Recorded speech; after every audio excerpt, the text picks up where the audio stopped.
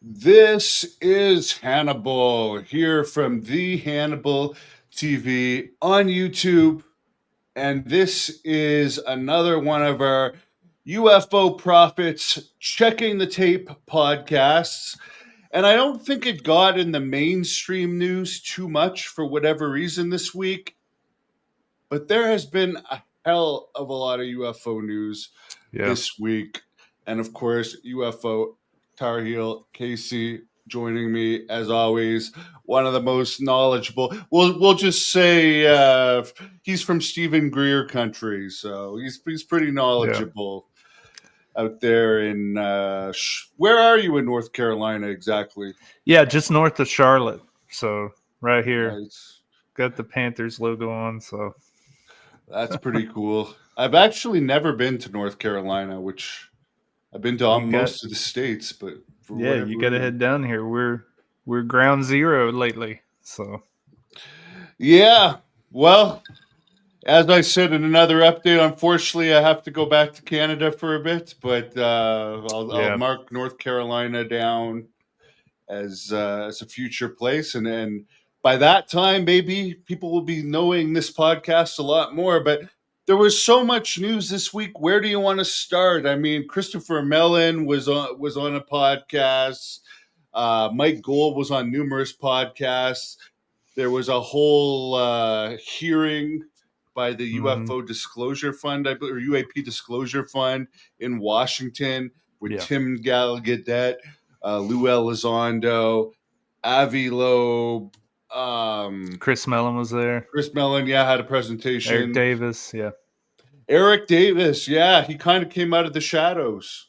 Yeah. Then we had on Joe Rogan, Hal Putoff. Mm-hmm. Area 52 podcast had a good interview with Whitley Strieber. I mean, a lot was coming out this week, so I'll Yeah. let you jump into it. And by the way, thank you to the UAP Disclosure Fund. They let me post clips of all of the speakers, so they're not in it for the money at all. They're like, please, yes, get the word out about what we're trying to do here. So I Mm-hmm. appreciate that to the good folks at the UAP Disclosure Fund. Yeah, in the PDF. I mean, I wasn't going to jump into this initially, but we might as well and just jump right forward to this point, and we'll back up into this and help people realize what's going on.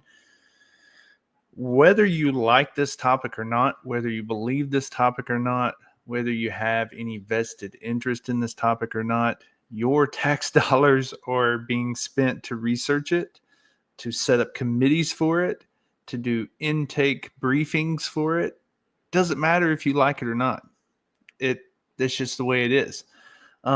Many of us didn't realize that our tax money was being spent on OSAP and ATIP, which were the programs that were being spent to or used to investigate this. Doesn't matter if you believe in it or not. Doesn't matter if I believe in it or not. Our money's being spent on it. So it's very interesting because when you open Hannibal, you said it's not really making mainstream news.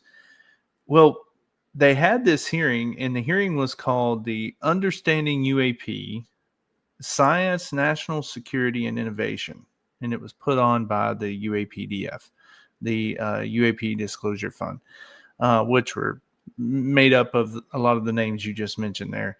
But two of the representatives in the House that were sitting there listening, nodding along, were Burleson and Paulina Luna. So we hear a lot about those two names. Burleson is making news recently about bringing in David Grush on the Capitol Hill and like using Grush to Burchett was there too. Burchett was there. Burchett, who I've Mm-hmm. interviewed, as well as the representative from Alaska. Yeah. Strange. But like positioned right there beside Eric Davis, Mellon during a lot of these interviews or these parts of the briefing was Paulina Luna and Burleson. But yeah, kind of tucked in back there. I saw Burchett there for a while and then the Alaskan representative. But, I just bring this up about Burleson and Paulina Luna because in Burchett roughly, but here lately, Burleson and Paulina Luna have kind of jumped ahead of Burchett and some of the others about like being vocal about what's going on. And they don't post anything about it. So I checked their X account. I checked Burleson's and Paulina Luna. The only thing that Paulina Luna said to propagate this or to put out any type of like messaging was she put out a message like a day or two ago, and she said, I met and heard from Avi Loeb. He is a brilliant astrophysicist. That's all she said. She didn't. Yeah, I saw that too. Mm-hmm. And it's weird because no one even really shared the link from the UAP Disclosure Fund video, because I was trying to find it, and a fan pointed me in the right direction. But UFO Joe Murgia has a lot of that. So if you're on X and you're listening to us and you want to go find a lot of what me and Hannibal's talking about, old reliable Joe, who does a lot of the transcripts on this stuff. If you go look up Joe Murgia on X, if you're even remotely interested in the topic and you're not following Joe, then you're missing out, because he's transcribing it, he's posting the videos, and Joe's like our resource for this stuff. So shout out to Joe. But yeah, I mean, they're not bringing it up. So, I mean, it's interesting because it's like, if this is, and we'll get into, we're going to back up here in a minute and help folks, because a lot of people don't want to sit and listen to that hearing. I'm telling you, Eric Davis is hard to sit and listen to. I mean, he admitted that there was aliens in existence, though, which is incredible. It's not really published anywhere. He admitted that there was insectoid-looking aliens, reptilians, and greys. Yeah, amazing. In front of House members. Now, keep in mind that there was like this little hearing, and every time I think I'm on top of my research game, I realize I suck at this. There was like a few years ago, many, many years ago, I want to say it was like 2012 or 2013, there was a panel of congressional members, but I think a lot of them were former, and they put on a big UFO symposium talking thing to them. And you can go watch it. I think if you just look up UFO hearing 2013, 2012, I'm wanting to say it was around then. Richard Dolan spoke at it. Grant Cameron, Greer spoke at it. And I'm wanting to say it was like 2012, 2013. I bring that up because it was like former Congress people. It wasn't like active Congress people that were part of that panel, if I'm not mistaken. Pretty sure I'm right about that, because I looked up some of the panel persons that were part of the Congress, that were part of the listening party of panel that were in that hearing. And if you even want to call it a hearing, more like a briefing. And they were all like past representatives. So why am I bringing that up? These are active representatives, and you have Eric Davis sitting here. So let's help them. So that part where we're saying we're going to back up and catch people up. Eric Davis, he said he started out around the mid-90s on UAP, and he was hired by Robert Bigelow. Robert Bigelow was heading NIDS, and NIDS. For people who know what that is, that's the National Institute for Discovery Science. That was set up, and he brought in Eric, and Eric is this astrophysicist, and he brings him in to be the director of aerospace physics and astrophysics for NIDS, and he's part of this program, to do this research, and that's who Eric is. And Eric is, again, he's exhaustive. He's very, if Joe Rogan ever has him on, it's going to be a hard one to listen to, because if he talks to Eric Davis for 3 hours, I can only take about 20 minutes of Eric Davis. And that's no slight on Eric Davis. It's just, he is such, once you open the door of information, it's a bombardment of information. It's kind of like when you sit and listen to Danny Sheehan. After about 20 minutes of listening to Danny Sheehan, you want to go drink some alcohol or like find some kind of sedative. I mean, it's hard to listen to the guy because there's so much information. But yes, Davis tells them, I mean, he had been he starts by spilling the beans on lots of stuff. He's telling them that 4-star generals had exposed SAPs, the special access programs. He tells them that the U.S. and China and Russia have had occasions where they're retrieving crash landings or even controlled landings. And then he goes all the way by saying that 4 different type of alien races have been identified. And he goes into the Nordics, the Greys, the reptilians, the insectoids. And one key thing, if you watch this, sitting beside him is Avi Loeb. And for those that don't know, Avi Loeb, I believe, is at Harvard Research. Pretty well known. And I've done 2 interviews with him. You have. Great guy and Great guy. legitimate former advisor of the president's scientific council. So I mean, he's a real deal, right? And so he's got Avi Loeb sitting beside him. Eric Davis does. He's got Avi Loeb sitting there. And he's got Admiral Tim Gallaudet, and they're sitting there, and you can tell if you watch when he's talking about SAPs, they're stone-faced, okay? They're just sitting there stoic. They're not really doing anything. When he starts talking about the alien races, Avi Loeb changes his body position. He sits forward. He looks down there, and he's smirking the whole time. And even Gallaudet is kind of got this smirk on his face. And I just bring that up because they love to talk about stigma. Yeah, there he is. They love to talk about stigma. They love to talk about, well, we can't move this conversation forward because there's a stigma around this. Eric Davis just started talking about alien races, and you both completely changed.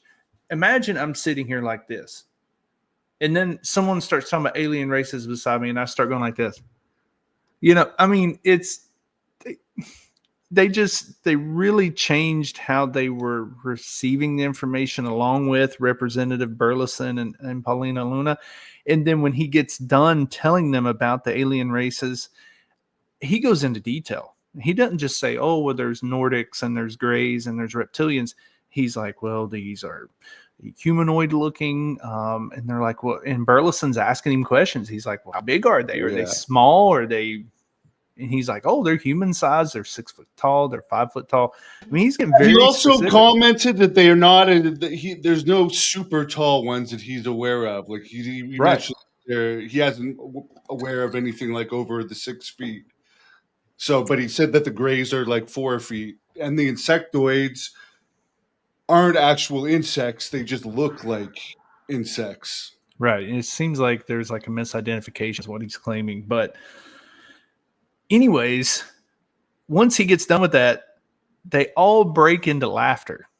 If you watch all that, they all break into laughter because I think they go on a break and they're like, well, wow, what a time to break. So I think they were probably laughing at the comment made about, okay, this guy's talking about alien races, but it's time to take a break, folks. And they all start laughing. So I don't. Yeah, I mean, I think that was the most interesting part of the whole thing. And we'll get into other parts of it. I mean, there was a lot for geeks like us. But I mean, I wish there had been like a follow-up question to that, because they kind of just dropped it. And like, that's a pretty huge bombshell, because anyone that doesn't know, he's also the guy from the Wilson Davis memo. Yeah, which I'll just put up here quickly. If anyone's not aware of what this famous leaked memo was, you can search this up online. But this has been submitted to Congress too as a legit memo, which Lou, kind of as he's introducing Davis, admits that it was a legit memo. Yeah, and it's interesting because this is not the first time we've talked about alien races from someone high up. So a lot of people forget, may he rest in peace, you're in Canada, Hannibal, your previous Minister of National Defense, Paul Hillier, who I interviewed. Yeah. Who I actually interviewed. Yeah. He brought up alien races, right? So, I mean, this is not a new thing. Yeah, and I was shocked that he talked about it so clearly. Mm-hmm. And speaking of alien, you know how we were talking the other week about people that look like aliens. Yeah. Paul Helier, and I love the guy. Yeah. And that's still to this day my favorite interview I've ever done. Yeah. I met him when he was like 96, and I believe I had the most extensive interview of his career on the UFOs. But he was sharp as a tack. Mm-hmm. But his eyes, like if you look at his eyes, there's something about him that kind of reminds me that could he be an alien somehow? To be that sharp at 96 and to be one of the first, the highest ranking first official to come out on record that said UFOs are as real as airplanes in the sky. And by the way, he was also a pilot. He actually, I believe, separated the Navy and the Air Force in Canada when he was Minister of Defense. That's one of the things he was known for. So this guy knows a thing or two about Oh, yeah. flying. I mean, I've never made it that level, right? I don't know about anyone else that's made it to Minister of National Defense for a major country. But, you know, you're right. He speaks definitively. Like, I mean, he is like, here's who the races are. We have agreements with some of them. You know, we work with some of them. The U.S. has relationships with some of them. You know, I mean, he spoke very completely on the subject. So for people to laugh it off, it's like, you can laugh it off. That's fine. It does not erase that there is a former minister of national defense for a major country sitting here telling you these things. So again, we talked about this on our last update. At what point did we have the conversation about high-ranking officials being psycho? If that's where we want to go with this and we want to call all these people psycho, okay, let's do that. They're all psycho. Now let's have that conversation about why are all these high-ranking officials psycho? Why is Chris Mellon sitting there, who was high up in national security and national defense of the United States, psycho? Lou Elizondo sitting there, you know, made it up to higher rankings, psycho. You know, you have Hal Puthoff. For those that don't know have Hal Puthoff, we're going to get into his Joe Rogan conversation in a minute. But even Hal was way up there. He was in the NSA, psycho. So, okay, fine. Yeah. You want to call these people psycho? Let's move on. Here's to that Paul Helier, by the way, anyone that doesn't know him. And the funny thing about that interview was I actually worked 3.5 years to get that interview. Mm-hmm. It was hard to get. And when he booked it, it was like 6 months in advance. It's like, meet me at my penthouse, Toronto Harbor, 7:30 a.m., August something. It was like, this guy 6 months out has such a schedule that he's going to book me at this time in the morning this far out. There you go. I found it amazing. But that's awesome. What a rush. I mean, I remember I wrestled the night before, drove to his house with a friend overnight to get there on time. And I wasn't tired at all on the drive back. I had such a adrenaline pump. Yeah. Yeah, because I felt like I was with like someone super special. So a historical figure. And he absolutely is. And, you know, if I'm not mistaken, he sat in front of your government's, one of your government's councils and was one of the first to sit in front of them and acknowledge this. And he got applauded for it. I remember watching the hearing. If people go YouTube Paul Helier, I'm sure you can watch where he openly sits in front of, I'm pretty sure it's like, I don't know how your government specifically set up. I don't know the civics in your country very well, but he was sitting in front of Canadian government leadership. Parliament. He went before Parliament, I believe, and said it. And I'll just play. I'll play this clip from this interview for people that may not have seen it. This clip has 1.5 million views, or 1.6 million now. For anyone that hasn't seen this is just worth watching. My nephew and said, "Give me the general's telephone number and give him a heads up that I'll be calling."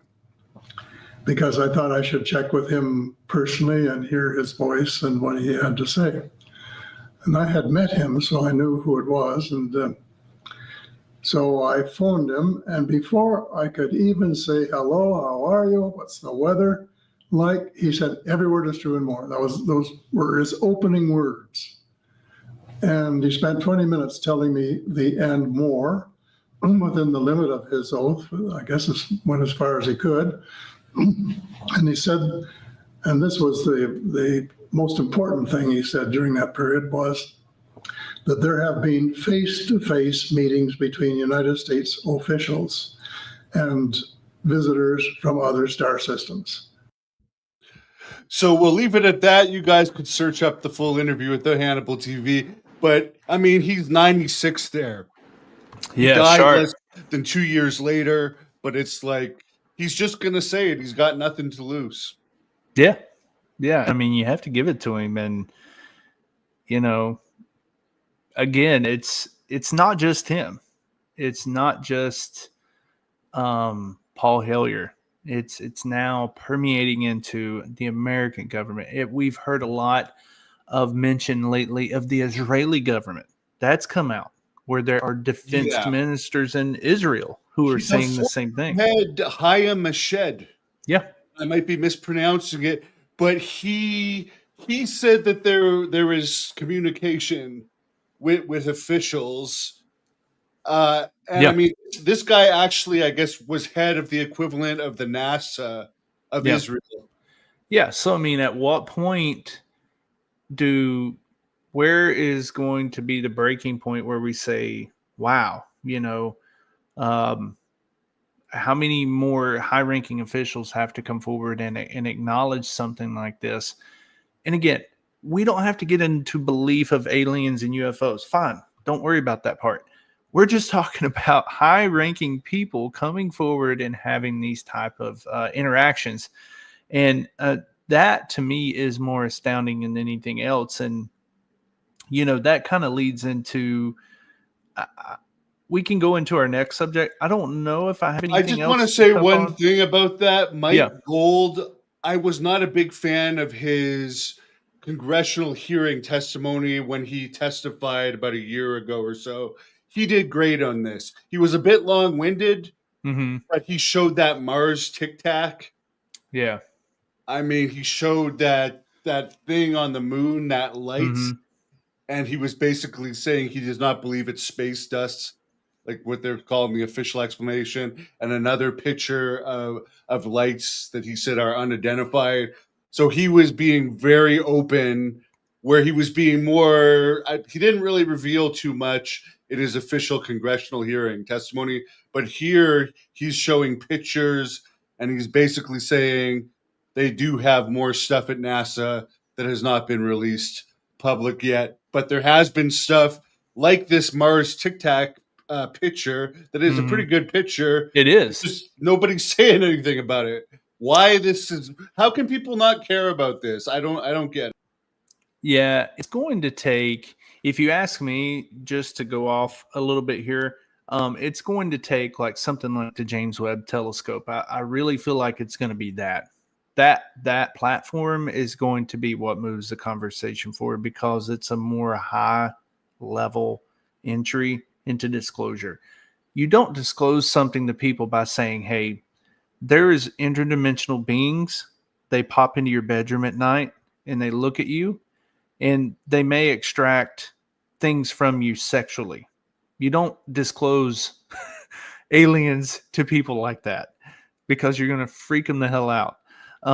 What you do, and if that's true, what you do is you tell them, hey, James Webb Telescope, it just picked up a planet, and it does this all the time, in the Goldilocks zone. It's a planet in the habitable zone from its star. And you know what? There are gases and things coming and emitting off of that planet that can only be produced by living organisms. And another article just got posted about that here within the last week or two. And it's constant. It's every quarter, every month or every quarter, we hear about some new planet popping up that, they've identified what could be life. I think that's probably where we're going to get our entry into alien life. Now, when I say alien life, I'm not talking about Greys, Nordics, reptilians, and things like that. It could lead to that. But I'm just saying, like, it'll be something like small. We'll get the initial disclosure will be James Webb, in my opinion. James Webb Telescope has picked up life. We have confirmed there's life. The definition of life is it's just these organisms that live on that planet. It could be something very, very small. I don't know. Maybe it has oceans and it has ocean life. And they're like, we're picking up, I don't know, crustaceans or something. Like something lives on that planet and it's enough life for us to be able to call it alien. Do we think it's intelligent life? We don't know yet. But that will be our initial opening to alien life. And this reminds me, this is a very short clip from Paul Helier that I'll share on what he had to say about NASA, which was very interesting. My correspondents from Hungary keep saying that I'm not telling the truth, and he'll quote NASA. And NASA will be putting out story after story saying they've just discovered a planet which might have sentient life on it. And in the Toronto Star, I think it was, had life could be found in 10 years. This is deliberate disinformation, because NASA knows darn well that these things are real and that they've seen them and recorded them, and they've played cover up ever since. And these stories are put out to fool people like my correspondent. And I finally just say, look, you either have to believe the liars or believe me. So, I mean, that is kind of funny. Hey, we found a little bit of life on this far off planet. Meanwhile, we're being visited here. Yeah. And that's why I don't think we're going to find out in this way that Eric Davis is telling a congressperson, sitting there telling them, and they're nodding along and listening. Hey, there's 4 different types of alien species that have been identified, and here's their height, weight, measurements, their hobbies. You know, he's going in detail. He didn't say their hobbies, but he's going into detail on these species, and people don't even realize it. And I don't know if that's people's fault because, again, Paulina Luna and Burleson, these House Representative members, Burchett, none of them, they did not even recognize it as far as like publicizing it and saying that they were there. So it's a little harsh to move it forward. But one big thing that came out of that hearing, and this is the thing that's been creating shockwaves across the community, not as much really as Eric Davis's talking about 4 alien species, because he didn't have any proof, right? He's just saying what he's heard. To me, when I listen to him, he's just talking about what he's been told, right? He didn't say he met one, right? No, but Yeah. if you look at his background, I mean, why would he lie about that? So I would have Absolutely. to take him for his word. I agree with you. I'm just saying he didn't say, yeah, I met one Yeah. of the reptilians, but the big thing that came out of this is poor Lou, man. Lou is back on. Oh yeah, they really don't like him, do they? And My gosh. yeah, God bless. I don't know if you have the picture available of what he showed. I know you posted a short video on it of the video that he showed from a pilot. Yes, there. Yeah, I mean, before I found out about all this, he did show this picture, and I mean, I'm leaving it up because his point is still valid. Yeah. That there are things that are unusual, and whether they're fake or not, like people are seeing this stuff. So he's just saying, investigate it so we can get answers like this. And by the way, Lou apologized for the misunderstanding, but he did say the photo had not yet been vetted, and people are missing the point. And it seems like the what is it? The Black Vault guy really has it out for Lou. He appeared on his channel, but now he seems John to Greenwald. go after. Yeah, now he goes after him, and it's like. Well, so here's the thing: is I can see both sides. I kind of see what Lou's talking about. Lou is trying to say, look, I showed this photo not as a context of like, hey, here is a UFO, an alien ship. He's claiming that he showed it in the context of saying that this was photographed by an airline pilot and he's sharing it under the context of pilots don't have a formal means of reporting UAP. That's what he's saying. He released the picture under that context. He's saying y'all are getting hung up on the photo and whether it's real or not.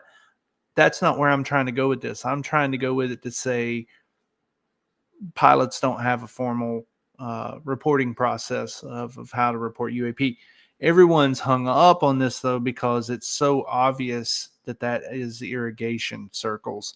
And for those that don't know what that is, all you have to do is just go on Google Earth or go on Google Maps and go into Earth mode or whatever, where you can see satellite imagery, go into satellite mode and go out west, go out in New Mexico and go look around Roswell. Just go look up Roswell, go look up Albuquerque and zoom out. And you're going to see these little circles all over the Earth's surface everywhere out there. It's irrigation circles out there. And what this was there was a dark irrigation circle beside a light irrigation circle. So what that picture looks like is it looks like the UFO's casting a shadow. And actually it's two of those irrigation circles side by side. And they've even found it on the map. Yeah, they've even found that area on a map. Somebody's found the exact location. You can kind of see a little street coming in there. You see the road coming up. So someone was able to find out where that was on the map and show him that still exists today on satellite imagery, those two irrigation circles. So the reason why he's getting beef for this is he also shared a photo as a UFO a while back, and it was nothing but the glare of a lampshade. And he's kind of admitted a mistake to that too. So see what I'm saying? I can kind of see both sides. He's saying, look, you're taking me out of context. We're talking about the context of pilots not having a formal process, like the Ryan Graves thing. Ryan Graves is talking about this, safe aviation type work where he's trying to give pilots a way to report things. He's like, that was my context. My context was not, hey, look at this UFO ship. But everybody's saying, yeah, but you were in front of Congress. You should have really just not showed it at all, because all you're showing here are irrigation circles. You're not showing craft. So X has been blowing up. Poor Lou is they are dragging him this week, man. The last 2 days it's been rough for Lou. People saying his credibility's now shot. No, it's not shot at all, but the haters are just going to go after him more.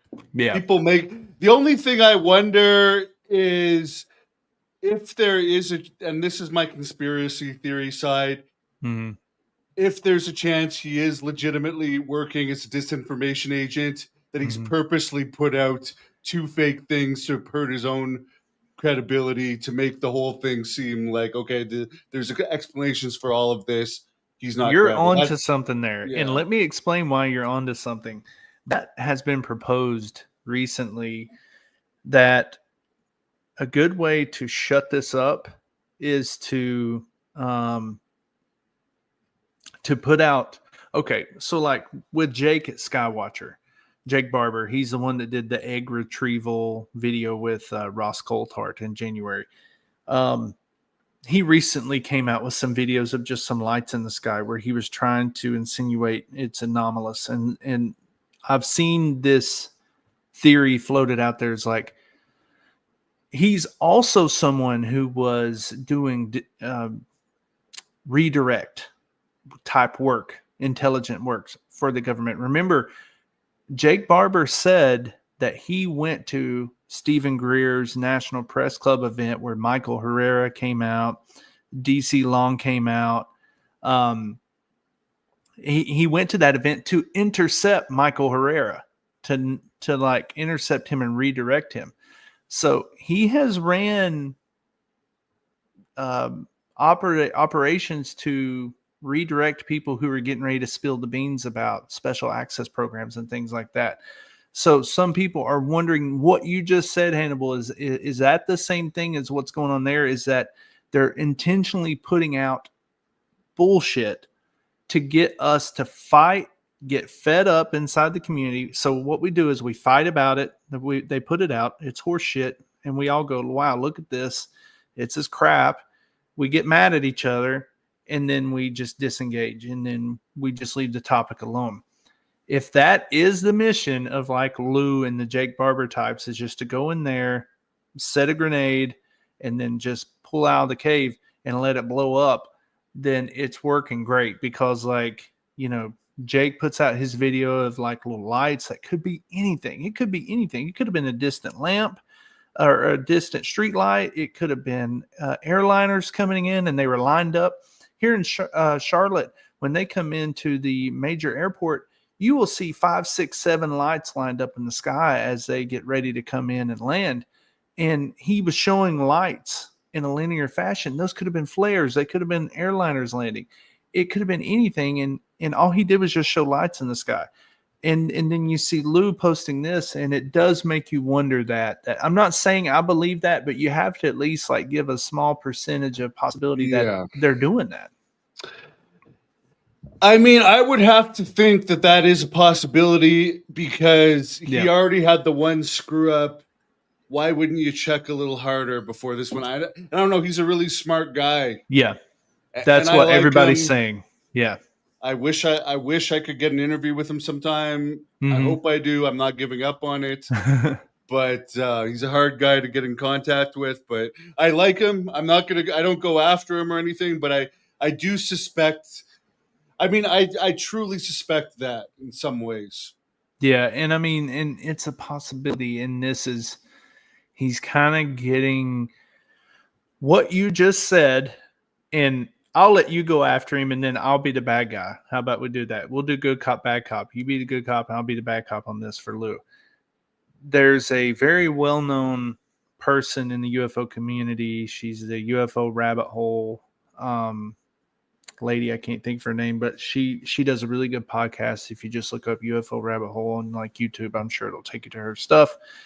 But she asked that question kind of the same way you just did. Is someone had made a statement of, well, we're on to the next one. Oh, well, this one was debunked. On to the next photo.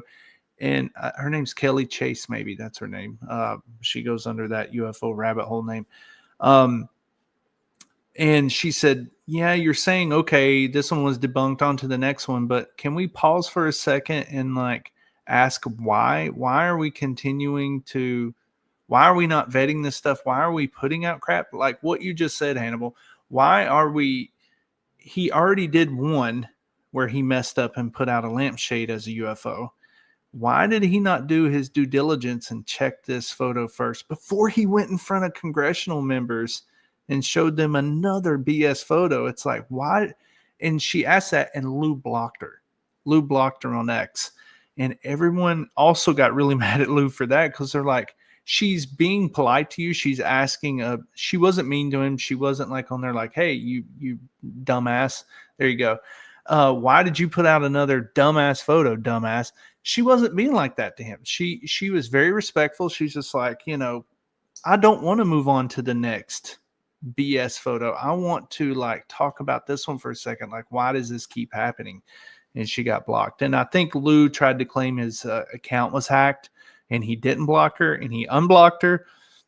So it has just been, it's been a mess, this whole thing. Maybe people that's like to why go after him for sure. Yeah. But did you ever see his interview with Engaging the Phenomenon that they did let me post a few clips on here of that?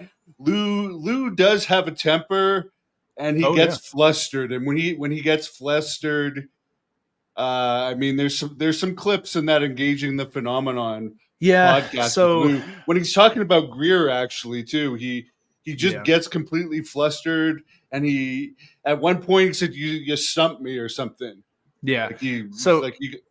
Here's my problem with Lou, and here's my only critique, and this is just my critique. Everyone's different. If you've seen one Lou interview, you've seen them all. It's hard for me to watch them all, because Lou, when he came out with Imminent, his book, he did his podcast tour, right? And he went on Joe Rogan, and then he started doing all the podcasts. And I swear to God, and I mean, it's nothing against him. He's probably in the routine of doing podcasts. He can't help but tell some of the same stories, right? he's human. He can't help but say some of the same stuff because he's being put into the same forum on a podcast. His opening, the body of his content and his close, it's the exact same thing in every podcast, almost sometimes down to the word. So it's really hard for me to like watch every Lou interview. I did not watch the Engaging Phenomenon one. I'm sorry. It's just because I watched the whole Joe one. And then I started watching one of the, like when he was on with Jesse Michaels. And I started watching another one where he's on with. I've seen them all. I can probably tell you I've seen them all. But did you not pick up on some of the repetition where he? Oh yeah. But the one thing I will mention about the Jesse Michaels is at the end of that one, he does say that there was an imminent event coming, and then he later took that back. But I'll just play a clip from this because I'm friends with the Engaging the Phenomenon guy, who I think you would do a great interview with. But just where he gets really flustered on certain questions, which if you haven't seen this is kind of funny. There we go. It drives me nuts because that's you're no longer leading a conversation. You're a cult. You're trying to control people's thought processes and behaviors, and worse, you're extorting money from them. That I can't stand. And anybody who wants to do that, fine. You want to give your money to somebody, fine. But my recommendation is you're better off giving it to a charity. At least they'll do something positive with it. Cognitive human interface. What did that mean to ATIP? Well, I think you know what that means to ATIP. That's kind of your CE5 now, isn't it? So was something like that, I guess, observed in all the studies and the cases? James, I'm gonna take a Heisman pass on that. Sure. Because again, I'll let experts speak to that. Sure. Is there anything you can say to that at all? Well, I'm doing your interview, aren't I? Wonderfully said. Okay, what about for all those people out there who say Lou doesn't give CE5 any credence? Well, you've never asked. I was going to say this. I mean, cognitive human interface. That's just. I mean, we could just call that CHI instead of CE5, right? What about penetration through solid surfaces? That sounds interesting. It is interesting, isn't it? Would that also fall under transmedium? Yeah, absolutely. If you understand the mathematics like some of our guys do, there's some theories that potentially stipulate that mass and matter and energy is a bit relative. And again, I'll allow the physicists to expound upon that. But yeah, certainly something worth looking into. Yeah, and then there was, I guess this just relates to the other one, is unique cognitive human interface experiences. So that's almost like ATIP saying contact experiences. Fair. Okay, yeah. Yeah, I found these slides fascinating, and I don't know why more people are not talking about them. It says DOD has been involved in similar experiences in the past. I don't know if you're familiar with anything like that. Okay, enough of that. Sorry about that. No, I apologize. Just, really interesting slide, I'll say. Anybody that knows ATIP slide 9, read in between the lines. There's no lines there, but if you read in between them, you can probably learn a lot. In the early days, ATIP was looking at a lot of things. I think that's fair and accurate to say. Is there a chance, like if UAP Task Force is made a permanent body, is that kind of a continuation of ATIP? Of course it is. I mean, I won't go into detail. The people that are a lot of the folks that are involved with the UAP Task Force were part of ATIP. I mean, yeah, they're buddies. I can call them on the phone if I want to. Would you be able to get re-involved at that point, or you wouldn't want to? It depends where I'm most effective. I've got a voice that Yeah, I right there. Someone just says Lou seems when I was in the agitated. government. Yeah, I have he the gets I have a weird little bit in more this. It's latitude on almost the over, but outside. it's I have less authority, but he perhaps a gets louder very voice. uncomfortable in And this. so at some point, it's going to depend Well, good for on what James. is the best way for me to continue to Yeah, at have the a end productive he conversation. like taps out Um, of the interview. It's I'm kind of not. I funny. don't want And he this to didn't be do some another sort one.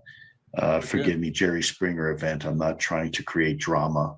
I just want answers provided to the people that they paid for with their tax money, the taxpayer paid efforts. I want That's what you were just I saying want about. solutions. I want that. I want the data that you paid for provided to you. Oh man, I wanted to. And I don't know if you can comment on the spatial temporal translation. What does that mean? When? Well, James, you have succeeded in making me squirm. So congratulations. Yeah, so I mean that's a very interesting. As I said, you say his interviews are repetitive. James had some amazing questions there. He's a little like you, But he's just very familiar. stonewalling him. Yeah, he's just Yeah. stonewalling him, right? So I mean, it's like because James. I mean, credit to James. He's coming at him with stuff that no one else has asked, right? Yeah, but I could see if he's in that flustered state and there's some woman like he should have just said he blocked her. Yeah. Let's Yeah. face it, if someone hacked his account, it would be more than blocking a YouTuber that they would do. And what he's talking about with the physicist, I mean, he's essentially talking about Hal Puthoff and people like that. And you know, again, Hal was on James, sorry, got James on the brain. Joe Rogan's podcast this week. So for those who haven't watched it, again,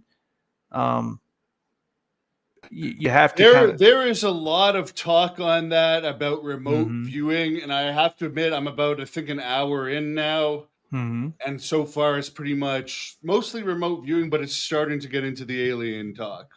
And I'm not even worried about the alien stuff. I mean, the alien stuff is what it is. If he said there was a base somewhere, fine. If he saw a craft, fine. Everybody has now. This remote viewing stuff, you know, as we kind of finish out this session, I think that is where ufology is headed. We're much more moving away from craft.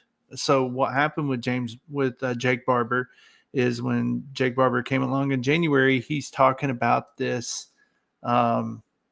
this extrasensory perception, right? And about receiving some visceral event from this alien craft as he captured it with his helicopter, you know, and he's talking about that.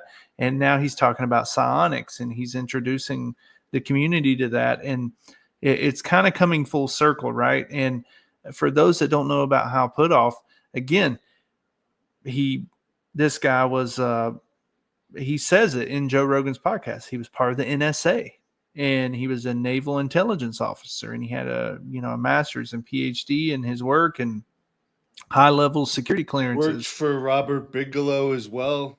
He said that is he still with To the Stars? But he's one of the founders of To the Stars, wasn't he? Yeah, or like a board member or something. But yeah, he was part of that coming out party. And but for those that don't know, really quick, how he started. If people are like, how did Hal Puthoff get into this? Inggo Swan. So he was the psychic. So Hal was over here doing some studies and everything, and Inggo Swan reaches out to him. And Inggo Swan is a psychic, and he's part of who was studied during the Stargate project with the CIA. That's on CIA.gov's website. That's not hearsay. And Inggo Swan reaches out to him and says, "Hey, why don't you come study me? I just had a recent paper come out about where I was studied and I was able to change temperature settings or change temperatures on these devices using ESP. You know, you should come study me." So they set up a Stanford research project, Hal does, and they put him in one of those like cage situations where you're like 7 layers deep of like all these different layers of like protection to where no type of signal can come in or out of that cage. And they run tests on Inggo Swan to see if he can do things. And not only was he able to he was able to change like the devices that were used to measure him. So imagine you have a computer sitting there and it's got these oscillating devices on the inside of it, and he can change on demand the oscillation of those devices with ESP, and he's doing it and saying it as he's doing it. Like, I can slow it down and it would slow down, and I can speed it up and it would speed up. And so he does this, and he does it on demand, and they capture it, and Hal Puthoff writes a paper about it, and the CIA finds about it. And the CIA goes, okay, we have a situation here. The Russians are spending millions of dollars on this type of espionage. You hear them called like what Joe McGonigal did. Joe McGonigal was on Sean Ryan's show, a psychic spy. I think he was even on with Jesse too. So the Russians were starting to use these psychic spies, and the U.S. government found out about it, and they wanted someone like Hal to help them like run a program. Like, we need to figure out if you can debunk this. Is this part of something? And, he helped them kind of set up that program. And that's where you see the document that people can look it up called the Stargate Project. And you can see the dollars that were appropriated to from the DIA, which was the Defense Intelligence Agency. You can see in the document they talk about appropriating millions of dollars to that project. And for those that, if you watch the Joe Rogan podcast, one thing that was interesting about it, he shared a picture of what Joe McGonigal did, and it's amazing. If it is true, because Is that the submarine picture? mm-hmm. Yeah, that was pretty damn impressive. Yeah. He pretty much, and for those that don't know, again, Joe McGonigal, you can go look up where he talked to Sean Ryan, and I think he even did a Jesse Michaels one. But these were people that once Hal met with the CIA and they found out about it, they said, well, we need to get some of our own people, in on this program. And they started recruiting from the Army. And that's where Joe came in. And they set up trainings and protocol for being able to do this remote viewing. And Joe drew a picture of a very large submarine. And they had to report this to the NSC, the National Security Council. Hal had to report this up, and they said, oh, this is BS. This thing doesn't exist. He drew this Soviet submarine that was the biggest submarine in existence with the missile silos on top, and he drew it. And they even showed the photo of where he drew it. And eventually, later on, it did come out that it was debuted by the Soviets, that that submarine was actually rolled out and put into production. And these type of things led to Joe being awarded all these things for helping out in the intelligence community. Yeah, over 70 or something, over 70 things. Yeah. This is the submarine. This is the picture that he drew before this submarine was discovered. So the one there on the top left, Yeah. the one on the bottom left is probably more, that's not what would come out of a, so if people think remote viewing is not going to be what's on the bottom left there. That's the actual diagram of like that type of submarine. The top left, that is what comes out of a remote viewing. Remote viewing is it's again, Hal Puthoff says it's more visceral, meaning it's more your feelings of what you feel, what you see. You're not supposed to sit down and actually give it a structure. You're not supposed to say, well, I'm drawing out a submarine because I see it. You're not supposed to do that. You're just supposed to kind of give it form and figure. And then after the fact, you try to look at that. And if these things are true, that's pretty amazing, right? He also predicted that there was a ring around Jupiter that no one believed, and then there happened to be one. Now, I didn't see this part of the Hal Puthoff interview, but what did he say about a UFO base in Australia? Yeah, I didn't either. I've not. That's one where I was just made aware of the Joe Rogan interview with Hal put off like a day or two ago, and it's been a busy week for me. So I've been Yeah, more focused. there's a lot to get through. There was this Yeah. weaponized whistleblower out too, which was a I lot did of watch that. a lot of fluff in it. But Yeah. and next week, like they delay. I don't like people that like. At least we're getting to the points of things. Yeah. We're not and- like building up, but you don't actually give the payoff. You just give a little bit of a payoff. And hey, by the way, you got to tune back in next week. But the big thing he talked about was it appeared the most relevant thing. This guy used to work for the Pentagon, the whistleblower that was on with he George was the Knapp. author of the Immaculate Constellation Report.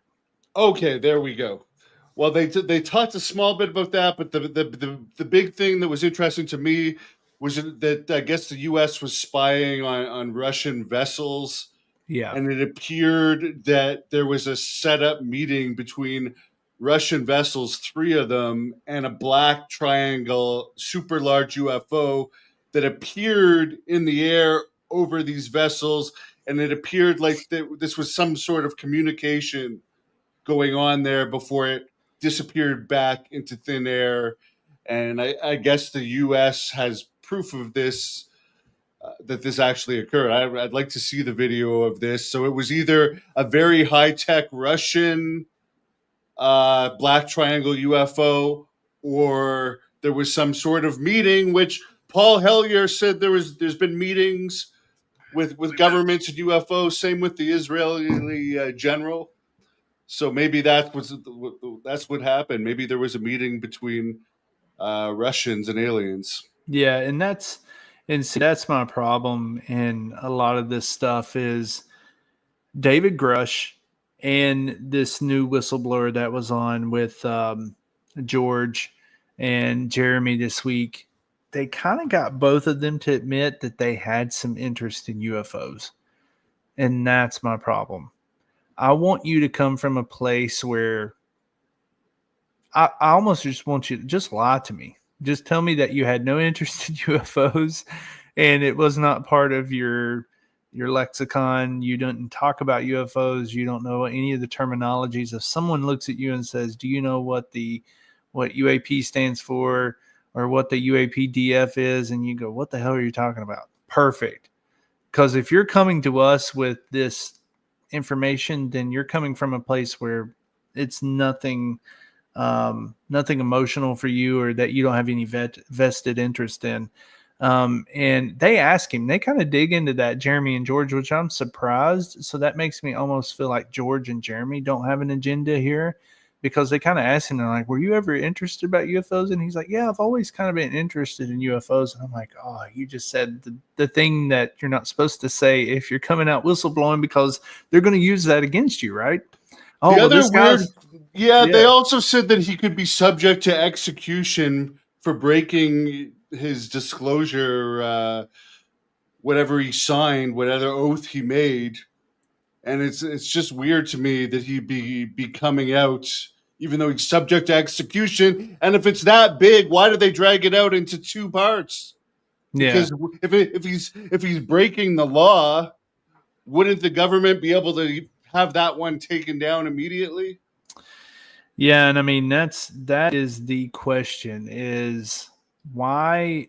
So if these people are coming out, and let's say this is some coordinated effort, they're doing a really good job at messing with us, because they're coming out at risk to themselves. But if it's agreed upon that the government knows that David Grush and these whistleblowers are going to come out and they're like, "Look, this is part of this campaign, this PSYOP that we're doing, so it's fine. And when you come out, you have to talk bad about us," right?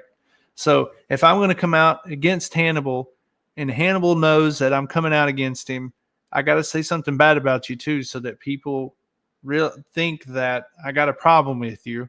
And, like when Grush came out and he said, "Oh yeah, there's been reprisals and people have been hurt and people have been killed."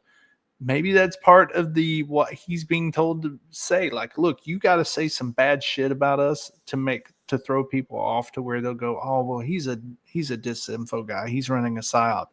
Well, no, he just said people have been killed over this. So why would he say that? Why would he put his life in jeopardy? There you go. I mean, you asked the question. I think that's what it is. I think that there is some coordination here. I just don't know at what level. I think the government knows exactly that these people are coming forward. And I don't think our government is dumb enough to just be caught off guard by any David Grush. Because he goes into this, right? The whistleblower said that this week. He said that David Grush, you get in trouble for talking about him. I didn't know if you watched through the whole interview. But I did watch the entire interview of that. Yeah. Yeah, he said, and they would be well aware that this would happen with today's technology. You could monitor cell phones very easily. Like, they could have stopped that interview from taking place. You do not have that TSSCI, whatever that top secret security clearance, or whatever it all stands for, top secret clearances. You don't have that with exactly what you just said. Being able to have the ability to monitor these people in all that they do, their text, and they probably know that. They're probably told, look, you have top secret security clearance. You have to be made aware that you are giving up some of your private life because we have to be able to tap into you and make sure you're not talking to the Soviets, make sure that you've not been compromised. And they probably tell them it's for their own safety. It's for your own safety, because if the Russian government reaches out to you and says, hey, we know where your wife is and we're going to kill you unless you tell us this, this, and this. Well, if we're monitoring that person's line on our end of the deal, then we're actually going to save them, even though we were wiretapping them. So they're probably told, look, you are monitored. Your texts are monitored. Your emails are monitored. Just be aware. We don't care that you're sitting here talking about X, Y, and Z or something porn related or what else. Fine. That's your personal life. We're not going to expose you for that. But the minute you say something about something that's part of that top secret security clearance, we're coming after you. I believe that. I don't think that these people just get to walk out of the Pentagon and start talking. I'm sorry. You'll never get me to believe that. So people like David Grush and this whistleblower with Jeremy and George this week, they can say all day long that they have this noble thing or this noble goal that they have that they want to reach of, being transparent and shedding light on this. That's one thing. We can talk about psionics and all that other stuff, and I'll be open-minded. I am not open-minded to people saying, yes, I strolled out of the Pentagon, and now I'm taking on a multi-trillion-dollar behemoth that they can't even account for the trillions that they spend, according to Donald Rumsfeld. You're talking about a massive, probably one of the most massive, most dangerous enterprises in this world is our Department of Defense and the Pentagon.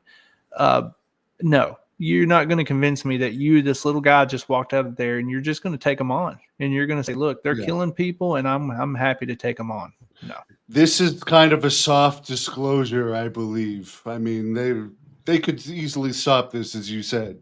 Yeah, there's no way he's coming out on his own volition. And that's why I just, there's some coordination going on there. Maybe it'll be exposed in its own due time. If this thread is all part of the same thing, like we just talked about earlier with Jake Barber releasing some stuff that's not really very credible looking. Lou Elizondo releasing the lampshade and now releasing irrigation circles as UFOs. Maybe this is all part of this coordinated effort. Now you have whistleblowers coming out, and maybe these guys are just blowing this thing up from the inside, and we're supposed to be along for the ride.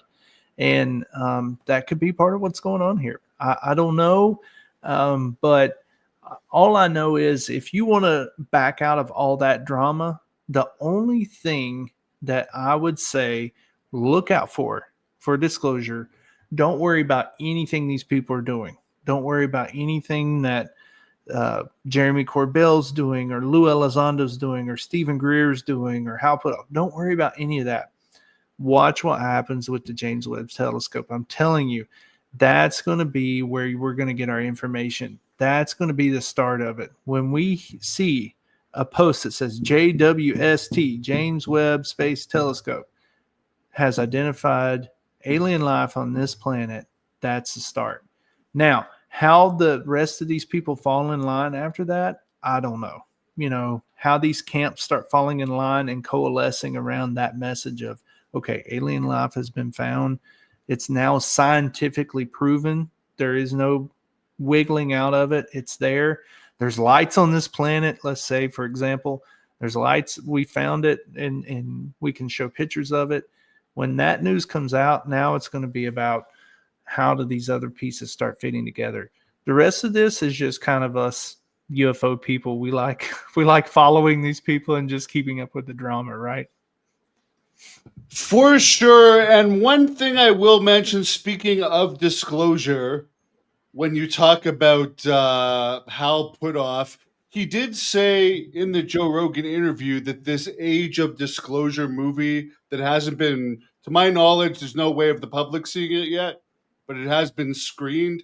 Hal says that there's like 35 government officials similar to him, all pretty much coming out in this. And he says that he feels when that movie is released, it will be disclosure. Did you see that part where he was talking about that? Yeah, and I think the main part of why that's not been released is, according to James Fox, they're trying to find a distributor. Yeah. So I guess it'll come out whenever they can get to that. But yeah, this will be featuring 34 senior government insiders. 80 yeah, so we'll have to figure out how many of those. There's your man now, Eric Davis. Yeah, there and if I forget him, but he's Jim. Man, all these names. Jim Simivan and the other guy. He just left the UAPDF. Oh my gosh, I'm forgetting his name too. The one you just showed. There's anyway, Clapper. That it's going to be something to watch, though, for sure. I mean, Hal definitely sold me on it when he was talking about that with Joe Rogan. So I hope it is released. And that's everybody's question is, why don't they call those CIA assets or someone over the CIA? And I'll shut up after this. Why don't they call those people into a congressional hearing and just say, hey, CIA director, answer this question. Do we have a remote viewing program? And then just see what they say. No one will ask them this stuff. Hal just laid it out about how the CIA paid for all this. We just showed the document of Project Stargate. This is real stuff. That's off the CIA.gov website. So, okay, let's start with that question. Set up a hearing with the CIA director. Was there ever a remote viewing program? And just start with that question. Make them admit it, because there's documentation. And then roll forward. When did it end? Is it still ongoing? And let's just go from there. If they say it is, what are you doing with it? What is it producing? How much money is spent to that a year? How much is allocated? How much is appropriated from the budget? In that DIA documentation for Stargate, they talk about the specific allocation from the DIA to approve the program for Project Stargate. So, I mean, again, set these people down and ask some real questions. They won't do it. They won't sit them down and talk about it. Why won't they talk about it? There must be a there. They can't. They are being told, they're being briefed behind the scenes. We have heard this from Tim Burchett and others. Representative Mace has talked about this, where they have been told, don't talk to this person. Or in the hearing. And one interesting thing that was actually brought up in that hearing on the panel discussion, speaking of this, because I've heard Burchett talk about it as well, that they'll bring them now into skiffs and tell them information that they know they already know, just so they can't talk about it. It's called retro classifying stuff. So that's why Tim is trying to, in some cases, not even go into the skiffs, because it's like, well, you already know this, you can talk about it now, but once we tell you about it again and you sign, you can't say anything in here. You're now banned from talking about it. Yeah, it's a weird game what's going on. And all I know is that these parties that are involved are, when talking about Congress, they're getting very crafty about the things they're doing, and some of them are starting to escalate the issue, and some of them are starting to step back. So you're seeing Tim Burchett kind of step back a little bit. Who else used to lead on this? The one thing about Rubio. Tim was we haven't seen Rubio, but if you look at Tim's body language too in the panel, he made the one joke during Avi Loeb's, but he was making himself look really tired through most of it, and I'm sure he's busy, and he is, and then he just disappears. He disappears, and that's what so much of the hearing, if you watch it, they're moving, they're going back and forth, they're not really paying attention. The only ones that really sit there intently and listen are Burleson. Luna's missing during some of it. Burchett is missing during some of it. They're tuning out during most of it. You know, body language means a lot. If I'm sitting there presenting to you and you're in front of me and you're presenting and I'm just like doing like this the whole time, I'm telling you, body language means a lot. They were tuned out during a lot of it. Now, some of it where Rep Luna was sitting, there's some funny memes going around where Representative Luna was sitting beside of Eric Davis and she's like locked in on him. You know, so I'm not saying the whole thing, they were just like tuned out, but they were doing a lot of tuning out. So I did not pick up from it that they were taking it that serious, and they laughed at Eric Davis's stuff with the alien races. He's telling them flat out there's programs, and that 4-star generals have identified these programs that are doing these crash retrievals and these reverse engineerings. Hal Puthoff has gone into this before. Hal Puthoff talks about in Joe Rogan's podcast about them going through this exercise about 20 years ago where they were tasked with coming up with a mitigation plan about how do you do a disclosure. If we were to come out and tell people that, yes, there are aliens and we have crash retrievals, we need to go through every category, the economy, religion, social sciences and interactions and things like that, and go through it all. And we need to score it on a scale of -9 through +9. And we need to score the impact, negative and positive. And Hal said that everyone in that room scored every category negative on how this news breaking would impact our society. And they decided that it would be a no-go. And again, this is the kind of stuff we're talking about. Is like, if that's what's going on behind the scenes, then what are we even doing here? Because if there's these gatekeepers, like what everybody keeps talking about, they're not going to let the subject move forward because it's too detrimental. I mean, as you can see, Donald Trump can say a couple words and the Dow drops 1,000 points. So you can imagine the fluctuations that would be at play if you told people the truth about some of this earth-shattering information, right? And by the way, just quickly, here's the list of the cast of that Age of Disclosure. So some names there that we all know, and maybe combined, it will actually add up to something. So I'm real excited about seeing that. One interesting thing, David Grush has been missing, to wrap this up here, and I just searched it up on AI. Perhaps his lawsuit was settled in October 2024. This is just speculation because there's been no further information on it since October 2024. And who knows? That's just a possibility, because often when settlements occur that are undisclosed, the person has to sign something to not further talk. So who knows where he's been, but he's been awful quiet lately. Yeah. And, you know, we've seen this before, right? Lou went MIA too for like a year or two. And what was he doing? He was in his DOPSR process of going through the Pentagon to get approvals to write his book. And he just went quiet, right? He went silent and we didn't hear from him. It was like, where's Lou? Lou pops up in 2017 and for 2 years straight, he's on everything. And then all of a sudden he goes MIA for a couple of years. Well, he was going through the DOPSR process of being able to get approved what he wants to say in his book, and he was writing his book. Okay. You know, so I kind of wondered the same thing. Either he's going through, yeah, I heard about this legal event. Maybe he's going through a back and forth and they told him to lay low. But, you know, it could have been for what's going on right now too, where they told him, look, we're going to position you inside of, you know, working on a congressional staff and helping them behind the scenes, but we need you to lay low so that you can work more inside of that staff without all the noise of doing podcasts. And he was supposed to write a piece in one of the well-known newspapers like NY Times or something. He was supposed to do something that would get some major airplay and put this article out, this op-ed, and I don't think he ever did that. So it's probably all tied into that. But again, I think people need to zoom out sometimes and figure out, why is this all being done? Why is this message being put out the way that it is? And just to answer this fan question, my only alien contact has been through dreams. So no, I've not seen any aliens personally. Have you? Yeah, no. I mean, that would be. I've seen the ones that sleep paralysis aliens, right?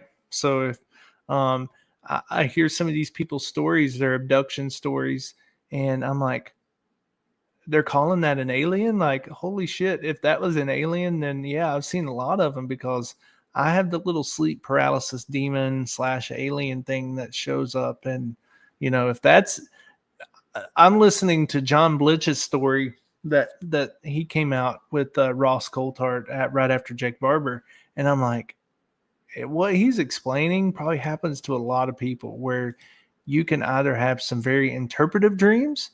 There was articles on that recently where people who act out their dreams, like if you get up and you're actually like, oh, well, I'm trying to get my cat out of a tree, and you're up reenacting that in your dream, but you're still in a sleep state, but you're standing up in your bed and you're trying to lower your cat out of a tree, that could be a sign of Alzheimer's. And that people that do that, and I saw that study come out on that, but John Blitch is talking about that like, oh, well, these dreams that are so real like that, but he's waking up with these scars and things like that. And I'm like, man, you may just be having some very interpretive dreams where you're like acting these things out, and it's nothing alien at all. But no, I've never seen any, and let's put it this way, I've never even seen any objects that, because every time I see something that's interesting, like the other night, I'll just say this real quick. I'm looking out in the western sky and I see 3 lights in a row, and it's right over the tree line looking west. So I'm like, that can't be Orion's belt, right? Orion's belt is 1, 2, 3 stars. Orion's belt's usually higher in the sky. It can't be Orion's belt. And I'm looking up flight radar. There's no flights out, and it's just perfect 3 little lines. I'm like, oh my gosh, is this going to be my first UFO? And I started researching, and sure enough, this time of the year, Orion's belt at that time of night, around 10:30 at night here Eastern Standard Time, is very low in the western sky. It was Orion's belt. So some people don't put the research in, and they go and they start spreading information saying, well, look at these, look at what I saw. Every time I've seen something where I felt like it could be anomalous, I usually figure out what it is. Unfortunately. Makes sense. And is there anything else coming up next week? We had a big week this week, lots of releases, the panel, which apparently Lou says they're going to try and do another panel like that next year. Mm-hmm. We hear that there's going to be another. Paulina Luna did say on that panel that there is going to be another hearing soon. She did not say the names, but some pretty big names, she said. So that's exciting, I guess. Yeah, and you have to understand, she is fulfilling a void, right? So Paulina Luna has stepped into a role where she's supposed to be doing this. She's supposed to be the transparency czar, right? So she has to produce things, right? So she had to do that hearing this week. I don't get the feeling like she was even happy to be there, other than her tweet saying she was really appreciative to meet Avi Loeb. She didn't post anything about that hearing. She didn't communicate it out to anybody. She's not posted any videos, any tweets, any retweets. So I think she was checking a box last week. She was like, look, yeah, there's this UAP thing out here, and these people keep bothering me about it, and I have to do something, right? I have to do a hearing, and she was checking a box last week. So if she checks another box, us UAP UFO people, we're going to be super happy about it, and we're going to watch it, and we're going to think it's cool. Will it even get any national news? It will not, because you'll have people like Eric Davis talking about reptilians, and no one's going to put that on Fox News or CNN. The other weird thing about it, I mean, I wish I could have covered it. I wish someone would have told me about it, because there was the taping of it was not done very well. They did tell me they're going to put out a better quality with fixed sound. But Yeah, it's the like audio is awful. Yeah, and I know they're new at this, but it's like I would have thought there'd be news. Like there was no wasn't packed with cameras or anything. I would have thought there would have been a lot more media covering that. No, I think it was very closed. It seemed like the audience was very select, very What's his small name? setting. Yeah, one of our friends was in that too, and his name is escaping me, but I've interviewed him a few times. James Fox. James Fox, but the other guy from Washington that's made some predictions. Matt One which could Laszlo, happen, maybe? and Matt Laszlo was there, but there was he's balding, black shirt always, gray Oh, hair. Stephen Bassett. Yes, he was there. Okay. Yeah, he does a lot of like the lobbying work. I thought I saw Sheehan's shaggy little gray head there. He sticks out, that white shaggy head of his. He always sticks out. I could have swore I saw it because I'm pretty sure I saw James Fox posting on X and he's like panning around with his phone. If I'm not mistaken, he could have been reposting. Why wasn't he filming it? I mean, he's a professional. Yeah, I know, but him being there and being on the inside, a lot of people had put out that, is James Fox part of this now?